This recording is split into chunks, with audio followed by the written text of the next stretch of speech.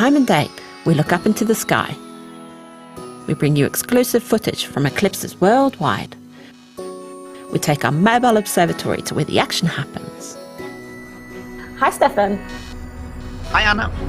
We collaborate with experts and observatories across the globe to bring you the best view of celestial events. And we ordered the Devil's Horn just for you. Now, we have to say thank you very much for your images tonight. We explain how and show why it all happens while answering your questions during our live broadcast events. That is a meteor. Find your home and even more details on time and day. And subscribe to join us next time.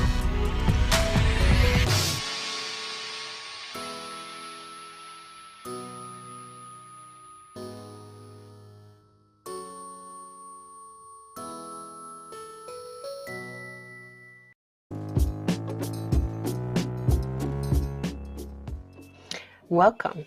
This is timeandday.com. I'm Anna Buckle. This is Graham Jones, and we're here at our HQ in Stavanger, Norway. And eclipses, they come in pairs.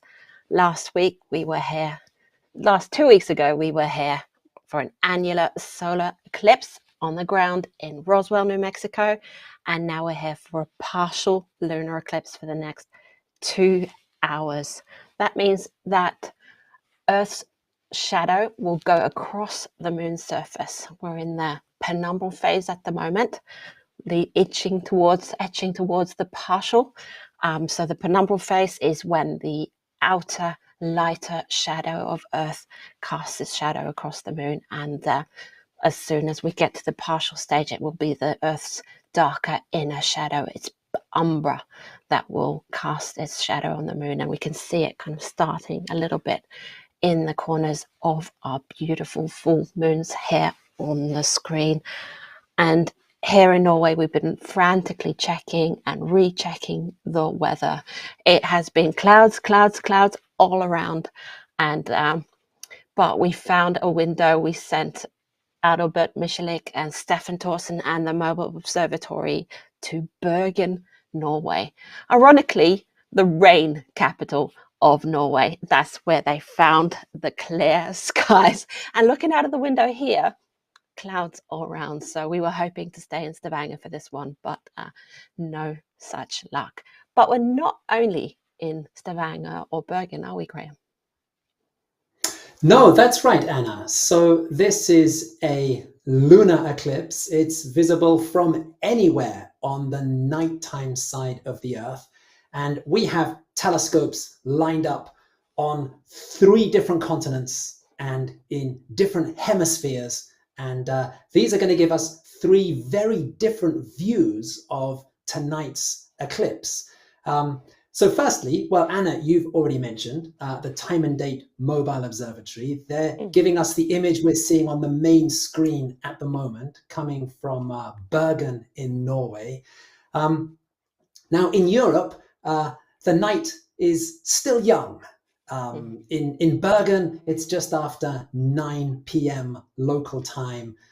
The moon is still rising up into the sky in the eastern half of the sky.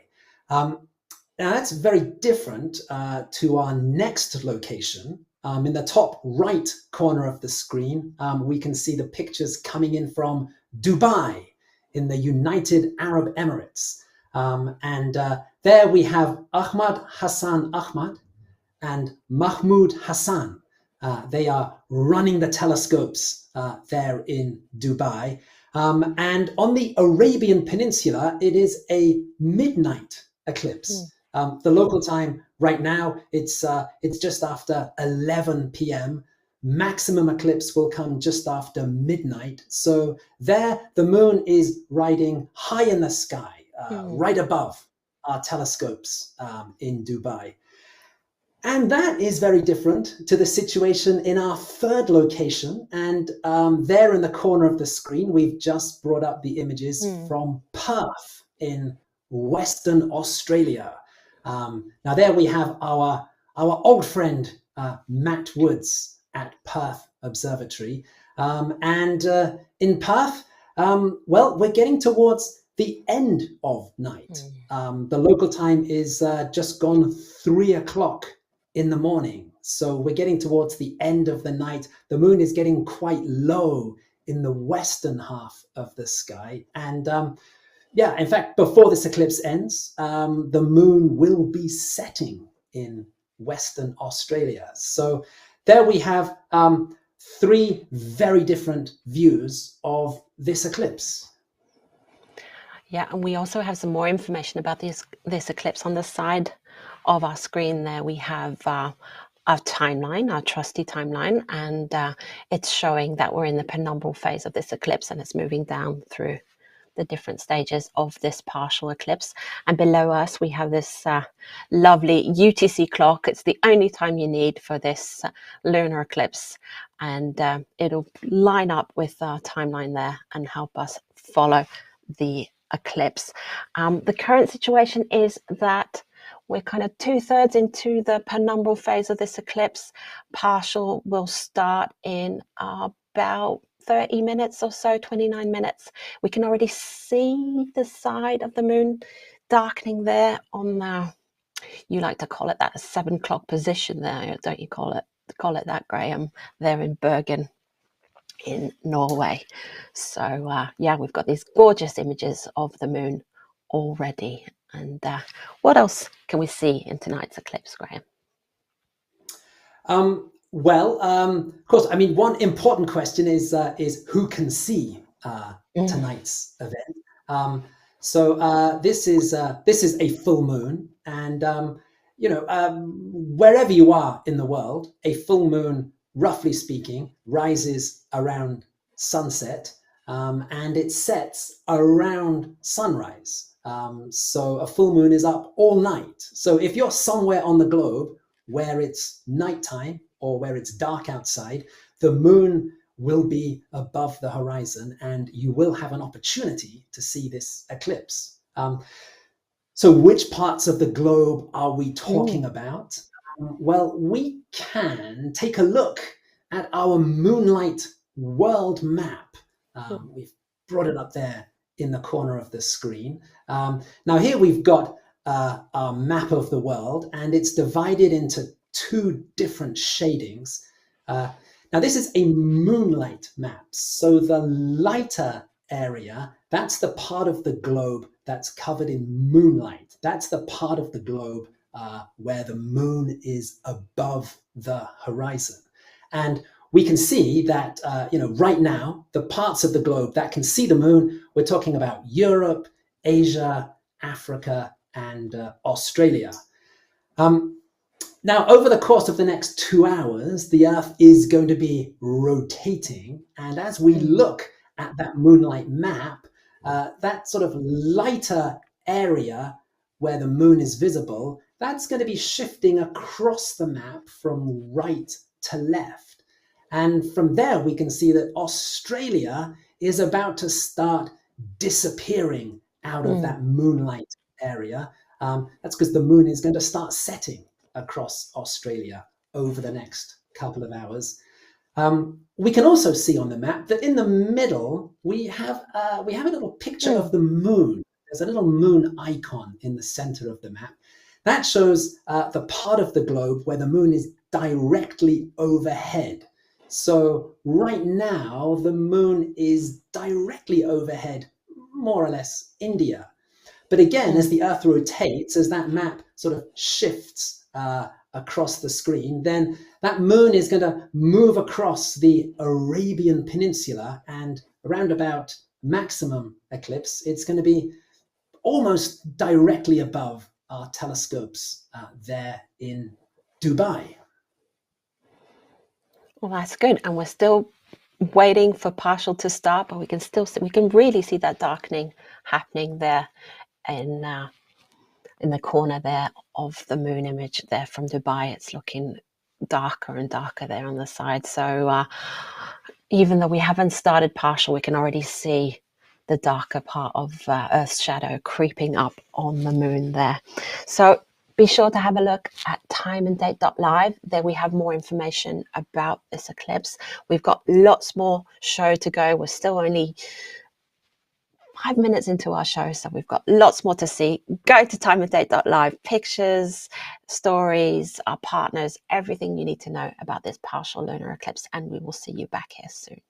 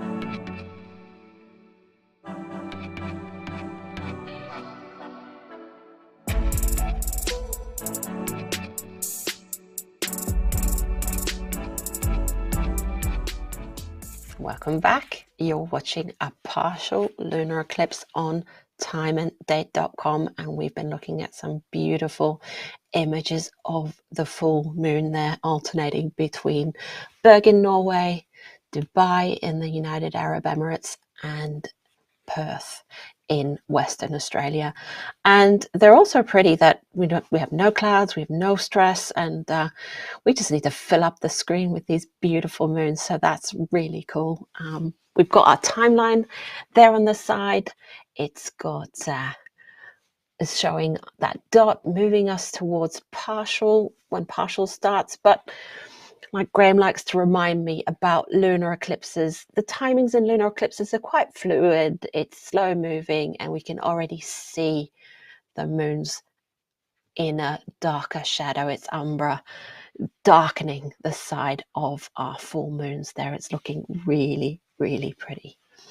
And 2 weeks ago, we were talking about looking at the sun being eclipsed. Tonight, it's the moon, and we get questions about this, the difference between solar and lunar eclipses, and why lunar eclipses why don't happen every month.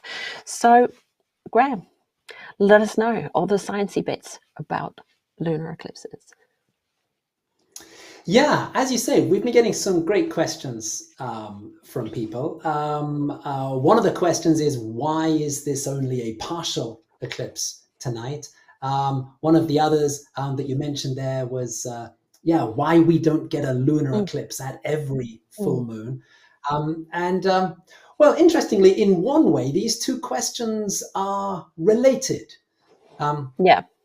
The question about why there's not an eclipse every full moon, that's a great question, because at full moon, that is when the sun is on one side of the earth, the moon is on the other side of the earth. So you would expect that there would be an eclipse every month.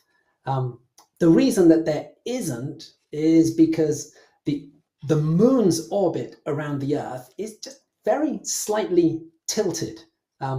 Not by much, only by about 5 degrees. But that does mean that most months, when we're at full moon, there's not a perfect alignment between the sun, the earth, and the moon doesn't pass through the Earth's shadow in space. The same thing, of course, applies to solar eclipses, which happen at new moon.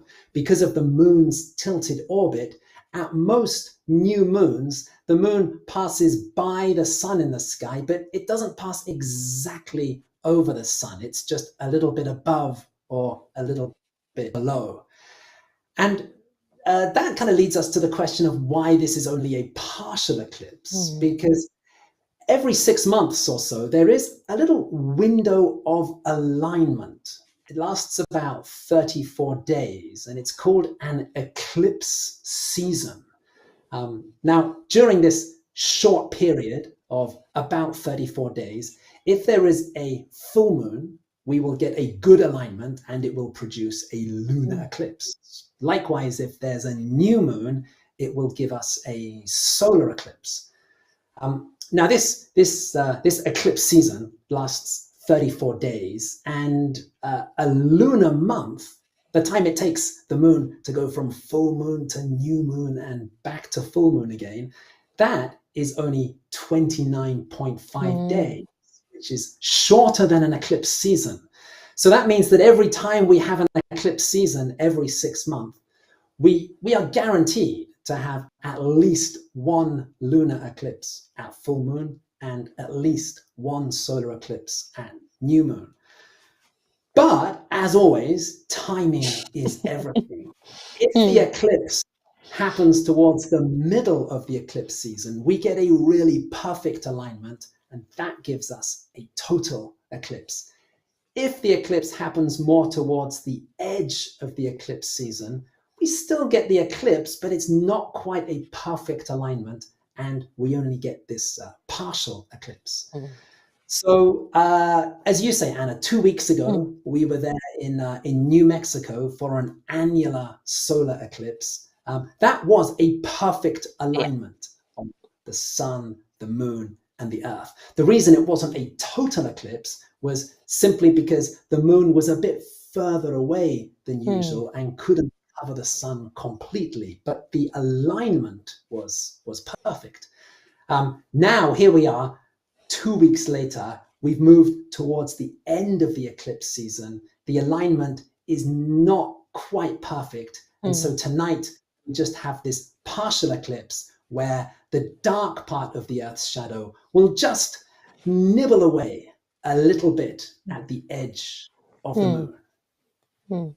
And we can already see it getting darker, but what we've seen when we've been covering total lunar eclipses is that the moon actually goes red. And will it go red like during a total lunar eclipse?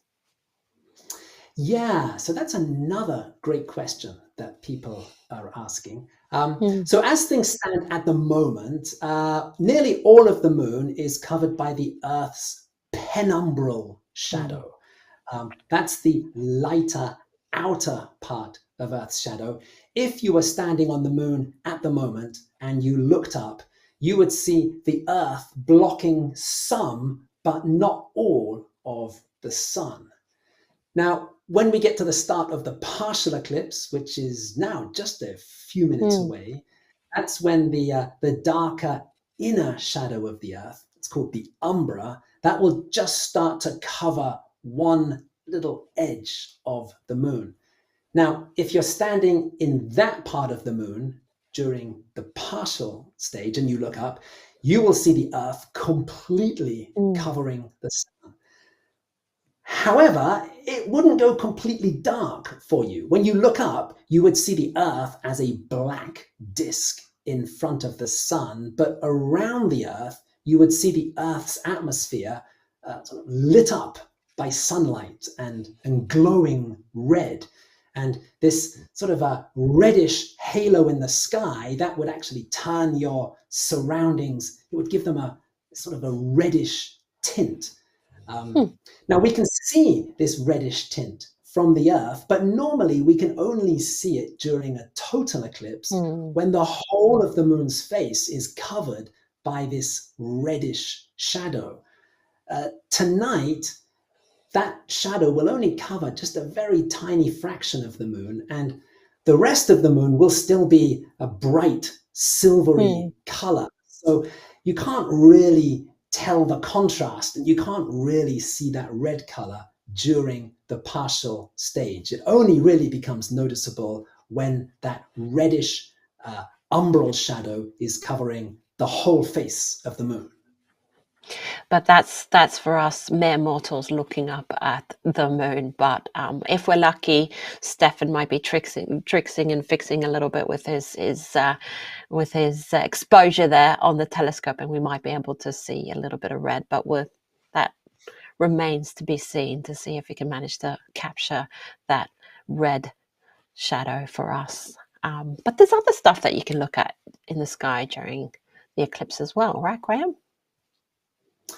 That's right. Well, one thing we should mention tonight, Anna, is Jupiter, the largest planet in the solar system. Next week, Jupiter will reach opposition. That's an astronomical term. That means that Jupiter will be on the opposite side of the Earth to the Sun. That means that Jupiter will be rising around sunset, it'll be overhead around midnight, and it will be setting around sunrise. So it's a really good time of year to observe Jupiter. Now, of course, the moon, tonight it's a full moon, and so the moon is also at opposition tonight. The moon is on the opposite side of the Earth to the sun. And that puts the moon and Jupiter in the same part of the sky. So if you are out looking at the moon tonight, you will see a very bright star-like object next to the moon, and that will be Jupiter shining brightly next to the moon tonight. Now there's something to impress your friends with. in our night sky map, there's all the planets, and you can go in, you can check out where they are, and you can go out any night and find the planets in the sky if they're up. You have to check the night sky map.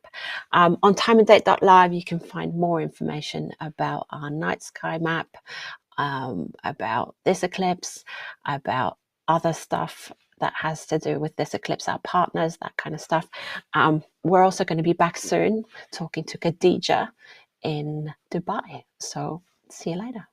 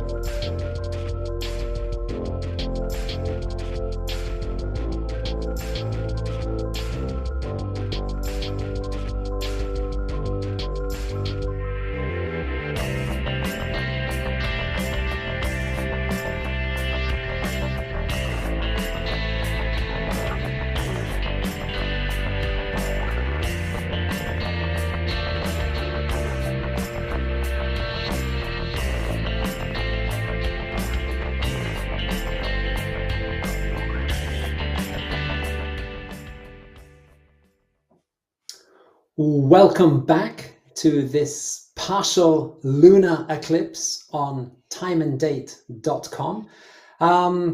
Where are we? It's 1940 UTC, and the partial phase of this eclipse started about 5 minutes ago. So if we look at our picture of the moon there, we can see that we have lost the edge of the moon. It has been swallowed up by the darker inner part of Earth's shadow. And the partial phase of this eclipse will run over the next hour and 15 minutes or so.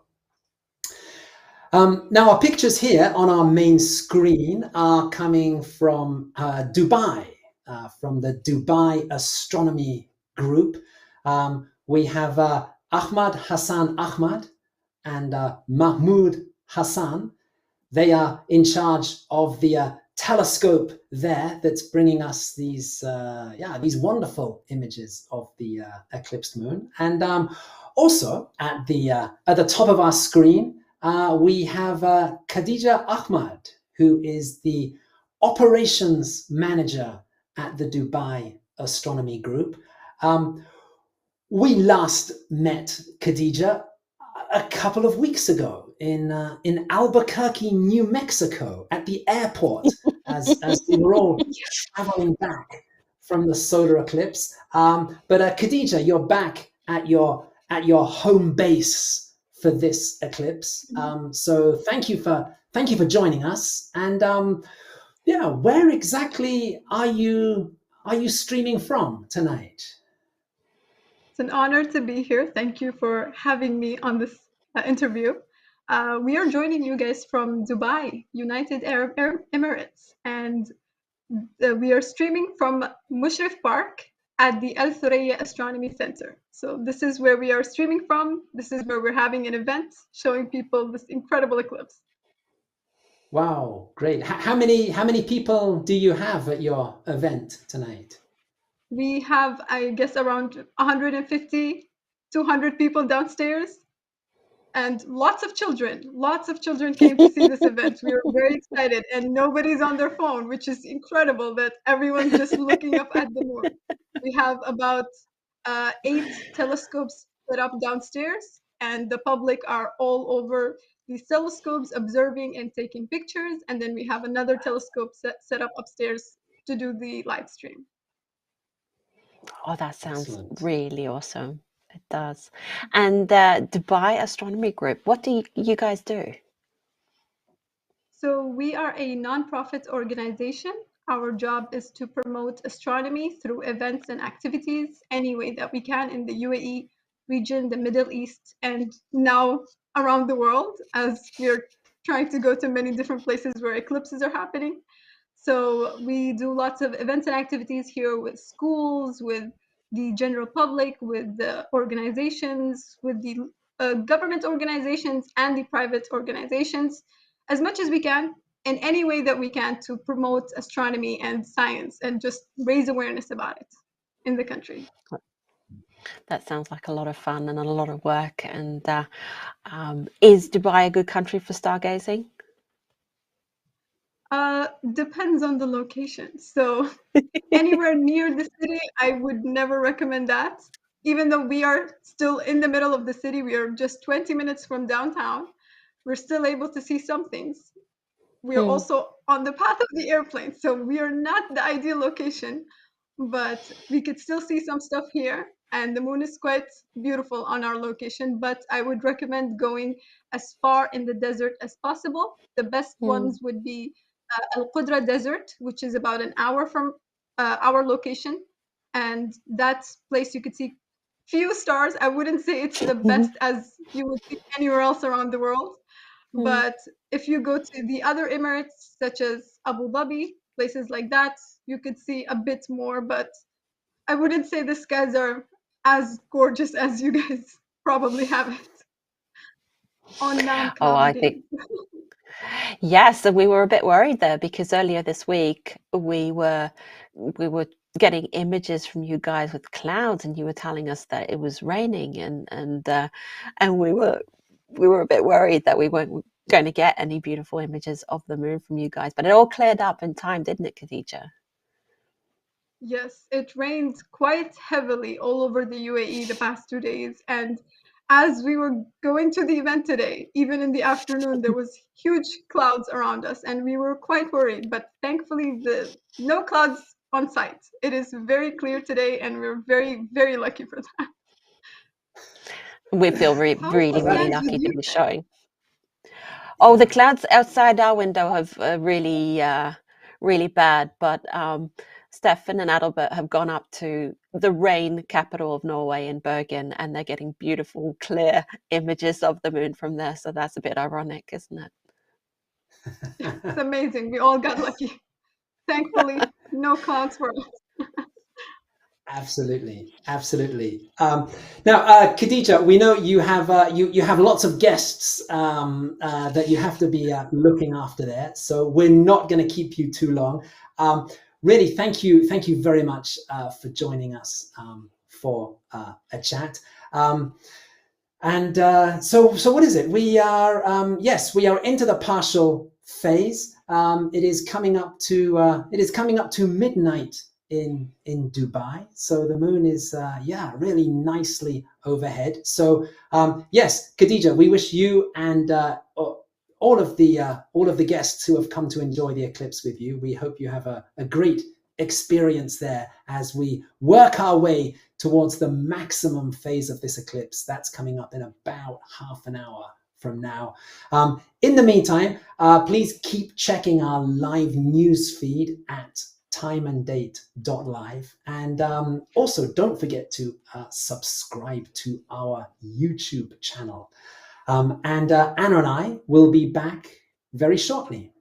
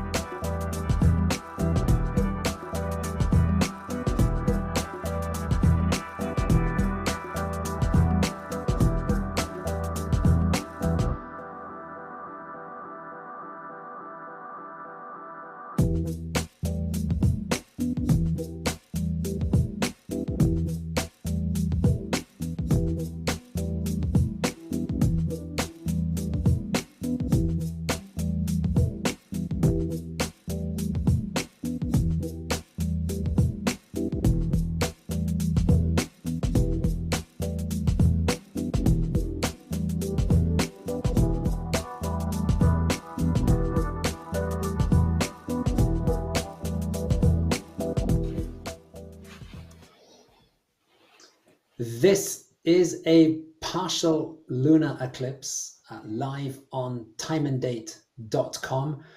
We are at 2000 UTC, and we're really getting towards the maximum stage of this eclipse.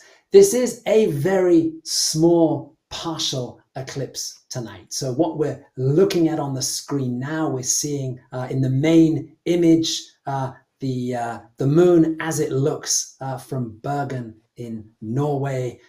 This is roughly how the moon is going to look for the next half hour or so as we move across the maximum stage of this eclipse. Now, Anna, as always, there's lots of questions that people have, and a lot of people have been wondering about the different views that we're seeing in our different feeds tonight. Yes, because telescopes, they can actually flip images. So depending on how you've got your settings set up, the telescope can be flipped, and the eclipse, the direction the eclipse is coming from can look different. On top of that, we can have different colors. That depends on your exposure. It depends on even on filters and white balance in your telescope and in your cameras. So there are many kind of technical reasons why this happens, but there are other reasons too, aren't there, Graham? There are, and well, actually, the point you just made about exposures, we're actually getting a very nice example of that on the screen at the moment. We've got two images coming in from the Time and Date Mobile Observatory there in Bergen. The image on the main screen is giving us this very kind of natural look of the sun. In the corner, we have a very overexposed image where most of the moon is just a kind of a washed out white, but that really does show us that inner part of the Earth's shadow. Anna, we've been talking about the two different shadows. There's this lighter outer shadow and this darker inner shadow. That view that we're getting in the top right corner of the screen, that is really showing us where the darker inner shadow is just taking a little nibble out of the moon there. It's not red though. It's not red though. No. I think there the exposure has been put up, and we're not getting any reddish color there. That is because it's such a small little slice of the moon.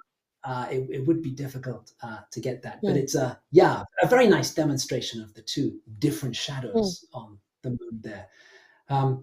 You mentioned other things as well, Anna.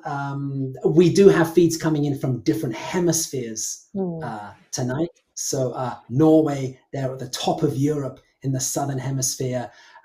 We've also, now on our main screen, we've brought the image back from Perth in the southern hemisphere.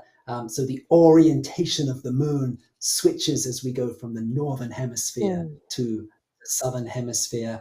The other difference between Bergen and Perth is that in Bergen, the local time is around about 10 o'clock at night. In Perth, it's now getting towards just after 4 o'clock in the morning. So opposite ends of the night, and the moon does appear to rotate as it crosses the sky over the course of the night. So that's another reason why we're seeing the shadows coming in from different angles on the moon. So yes, here we are then, about 10 minutes away from the maximum point of this eclipse. Anna, before we go any further, Time and Date does have an important reminder for our viewers in Europe tonight. Yeah, when we were looking at the timings for this eclipse, we were really happy that they were on the right side of the night, on the evening side of the night, because in Europe, we will be setting our clocks back to standard time at 1 UTC. I'm going to point at the UTC clock again, but it's not going to be running at 1 UTC because our show will be over. But so the clocks get set back tonight, and we're very happy that it didn't happen in the middle of our show, are we, Graham? Right. Exactly, and it's But there's other stuff. Sorry, I was just going to say there's other stuff going on in Europe as well. It's not only lunar eclipses that people are interested in Europe or setting their clocks. There's other things happening, right, Graham?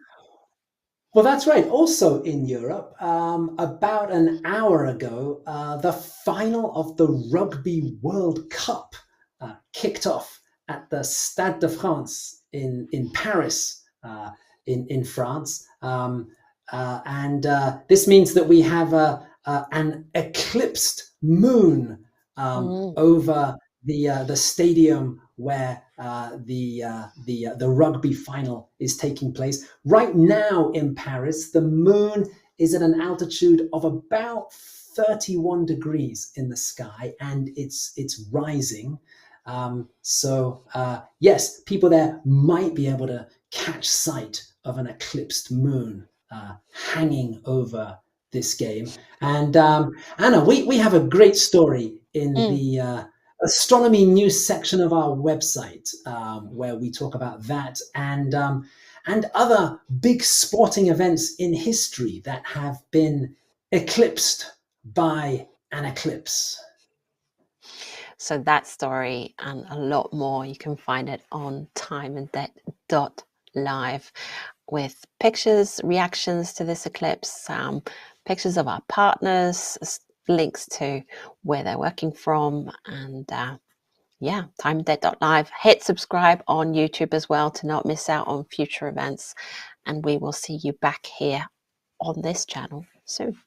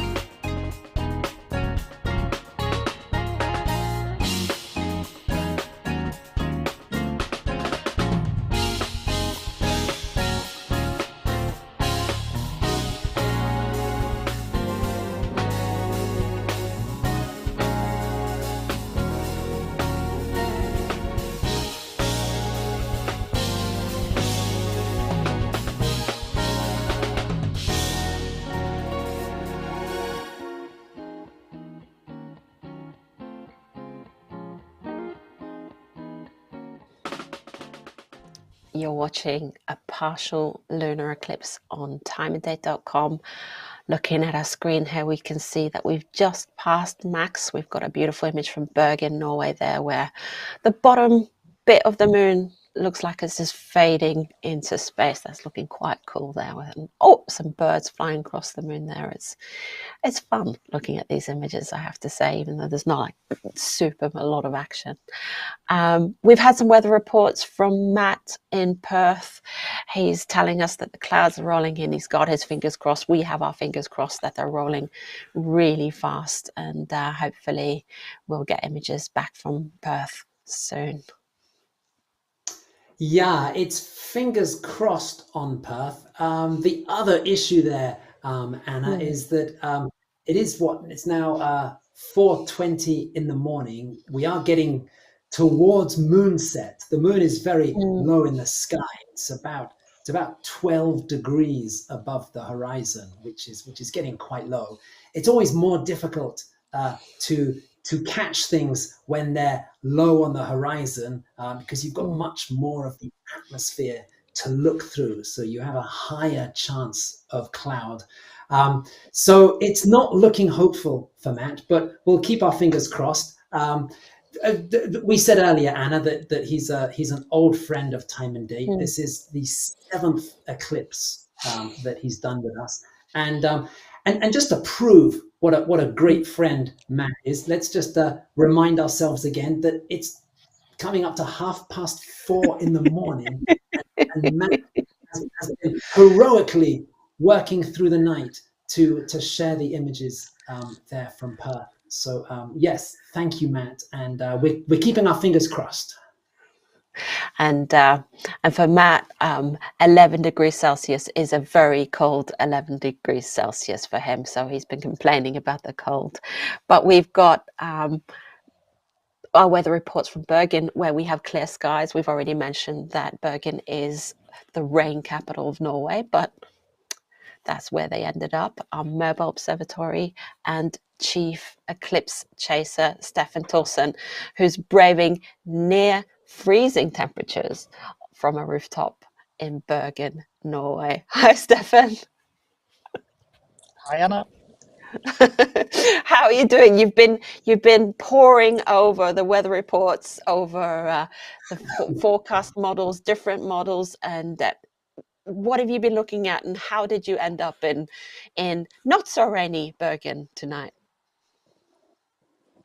We have been looking at weather reports, so the forecast for this day for 10 days, I guess, and it's been clouds everywhere, more or less, or at least sort of small patches of clouds, and no large clear areas, which seemed like great places to look for.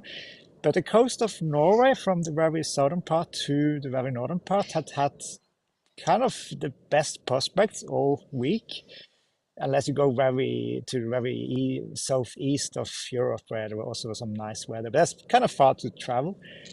So we really want to be in Norway this time, if possible, and we really wish to get to stay in the Stavanger HQ. But it looked actually a bit positive a few days ago, but then we saw some clouds coming from the south. So we decided to going to Bergen, which is kind of the neighboring city of Stavanger. So it's a 4.5 hour drive. The 2 ferries, very nice trip actually. And we ended up in Bergen, as you say, a place which isn't really known for great weather. No, it isn't at all. Yeah. And now you're there. It's coming up to 10:30 in the evening local time. How are the conditions there, Steffen? It's a bit cold. We are sitting here and freezing a bit. I think I have 5 layers on, and still freezing a bit. And I would love to have gloves on it too, but I need to kind of have fingers available for from using equipment and stuff. So it's a bit chilly, yeah, it is. But there's very little wind. We're also on a rooftop with some roof tiles, or tiles, floor tiles here are a bit loose. So if we move anything, just walk, we will start wobbling the telescope. So we just need to be in place more or less. That's an extra, wasn't what we hoped for, but it's a thing we learn to live with. Yeah. And you're there with Adalbert, and you've been sending us great images. You've also been sending us some very different looking images from different telescopes there in Bergen. Yeah, we're very happy to actually bring our biggest telescope, a telescope which normally is too big to bring with the Mobile Observatory because it's actually won't easily fit on. Well, it will be possible to ship on a plane, but it will need multiple cases. So it's not easy to ship on a plane. So we're very happy to actually be able to bring the biggest telescope, which we've seen most of today. But now we're trying with the big telescope to actually zoom in more and overexpose the bright side of the moon and trying to get a bit of detail or reddish color on the dark side. But it wasn't very easy today. It's a bit too... the partial eclipse isn't that big, so if it had a bit more magnitude, it would probably be possible to see more of it. But we kind of made an attempt on it at least. The other image we have is more like a regular moon, full moon image, which just basically shows the dimming of the moon, of the eclipse part. But it doesn't show. It doesn't really show any detail at all on the eclipse part because that's just too dim to show. Well, it's great. The images are looking great. Finally, Steffen, we're 6 months away from our next eclipse after this one. This is the big total solar eclipse across Mexico and the USA and Canada coming up in April next year.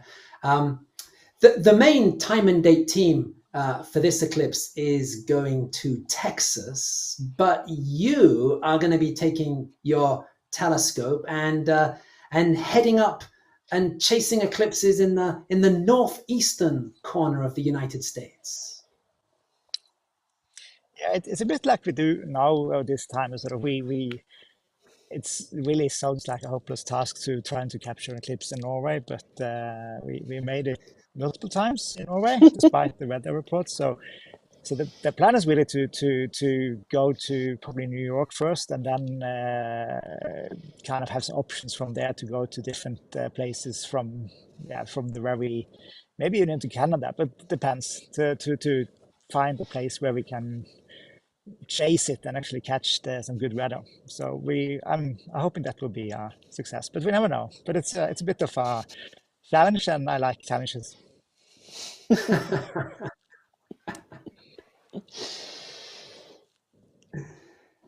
Yeah, so Steffen's going to take his super mobile observatory to the northeast part of North America in 2024, April 2024. We're going to let Steffen go, maybe rub his fingers together. Maybe that even will bump the telescope. We do not know, but let's hope it doesn't, and he can warm up. And we're going to be back soon. Make sure to take a look at timeanddate.live for more information about Steffen and the Mobile Observatory and all this fun stuff and tidbits about this eclipse. And Steffen, you will get to relax and stay in the dark and stream these beautiful pictures to us. And we'll see you back here soon.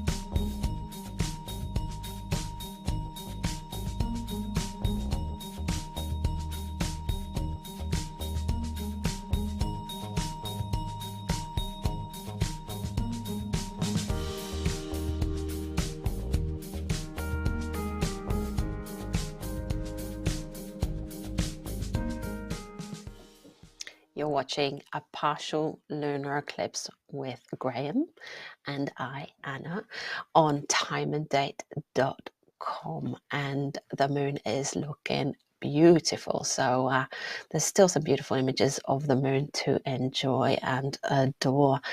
And we've had our fingers crossed for Matt and Perth, but I think those clouds have come to stay, and the moon will be setting, the sun will be rising, and the eclipse will be over there. So yeah, next total lunar eclipse will be in 2025. So we've still got some time to wait. Like we said earlier, this is a small lunar eclipse. It's just relatively small. You just got like a little bit, like in the image above you there, Graham. It looks beautiful. You've got that overexposed image there from Steffen, who's freezing his fingers off in Bergen, Norway. So he's sacrificing his hands for us to get us these beautiful images there. Yeah, Graham, 2025 for the next lunar eclipse, but we don't have to wait that long for another eclipse. Well, that's right. Eclipse seasons roll around every 6 months. And at the moment, we are in a period of really good solar eclipses. We had that spectacular annular solar eclipse across North and South America 2 weeks ago, Anna.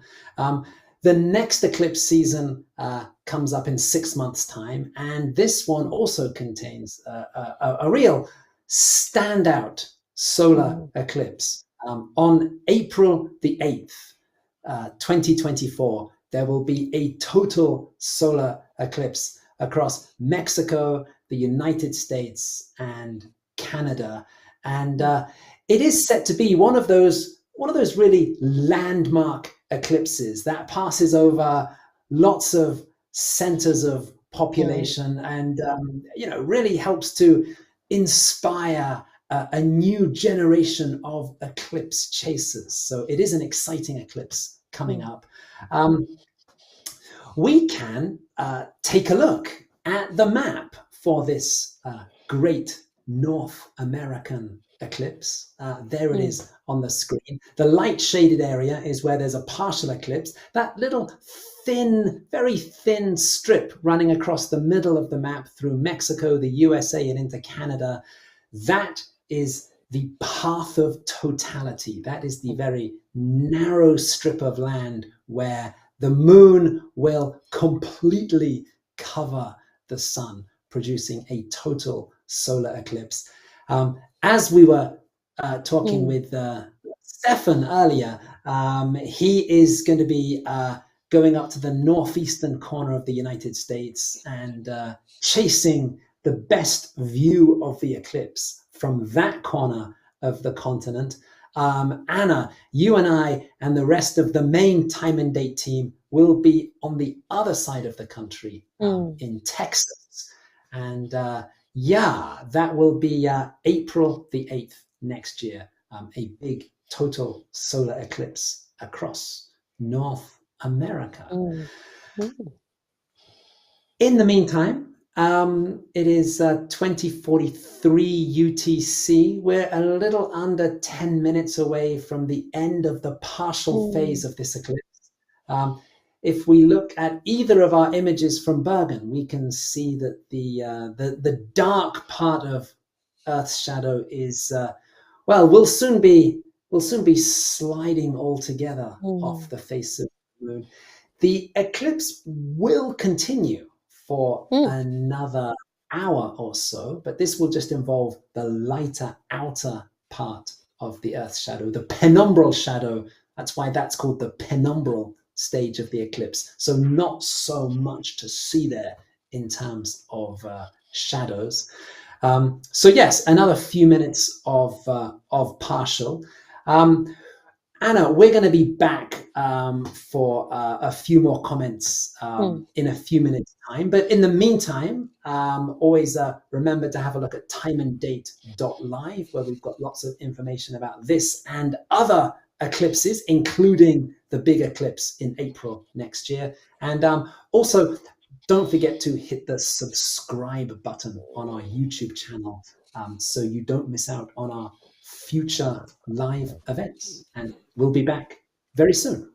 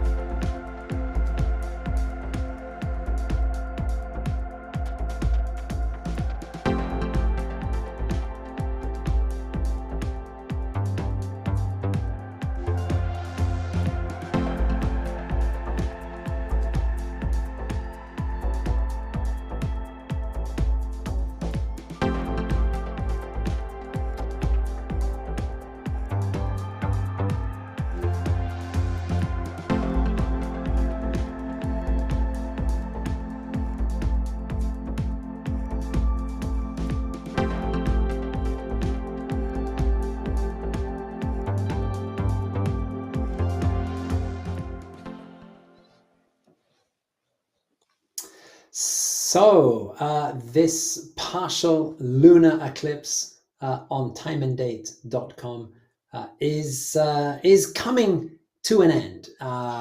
In the next couple of minutes, the partial phase of this eclipse will end. The Earth's dark umbral shadow will leave the face of the moon. That will be the end of this partial eclipse, and we will just be left with the light outer part of Earth's shadow covering the moon. So this eclipse is almost done, and we're going to be ending our broadcast here in the next 10 minutes or so. But before we do that, we do want to say an enormous thank you to our partners tonight. We have two amazing partners who have been sending us images. First of all, in Perth, we've had Matt Woods from Perth Observatory, who has been braving the cold overnight temperatures there in Western Australia.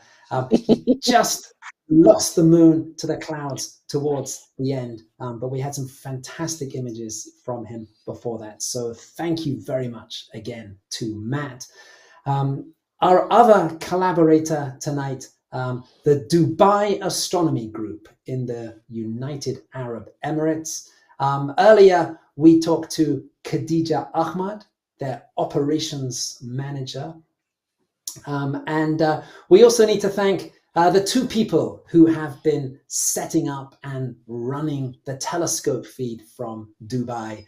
That is Ahmad Hassan Ahmad and Mahmoud Hassan. So yes, thank you very much to everyone at the Dubai Astronomy Group.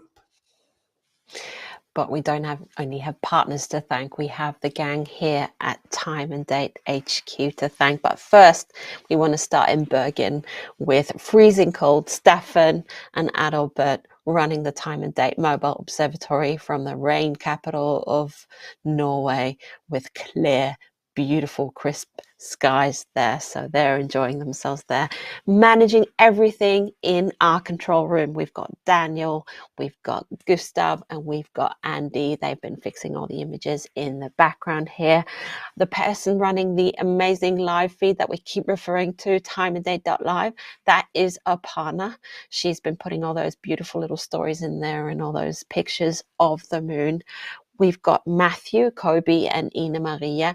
They have been managing the conversations on YouTube and make sure that all our comments are being looked at and questions being answered. We've got Ada, our graphic designer. She's been making all those beautiful graphics that you've been looking at. Also, all the setup here on the screen. And Anya, our project manager, she's been keeping the whole team together for not only the past week, but the past few months. It's been a marathon eclipse season for us, and we've got a big one coming up next. So check out timeanddate.live. It's the last time I'm going to say it tonight. You'll find astronomy research resources. You'll find stuff about Time and Date, about our partners, about all the fun things.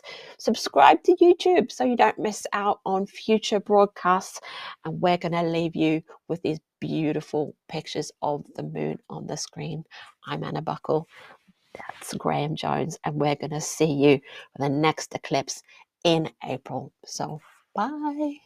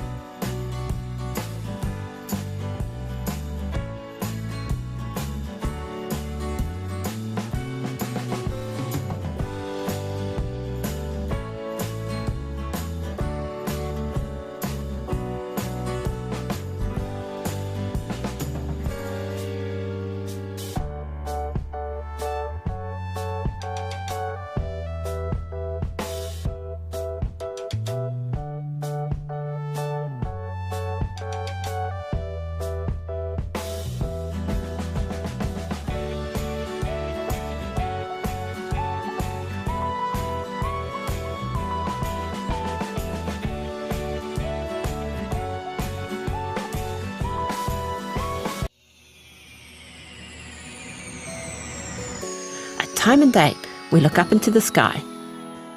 We bring you exclusive footage from eclipses worldwide. We take our mobile observatory to where the action happens. Hi, Steffen. Hi, Anna. We collaborate with experts and observatories across the globe to bring you the best view of celestial events. And we ordered the devil's horn just for you. Now, we have to say thank you very much for your images tonight. We explain how and show why it all happens while answering your questions during our live broadcast events. That is a meteor. Find your home and even more details on time and date. And subscribe to join us next time.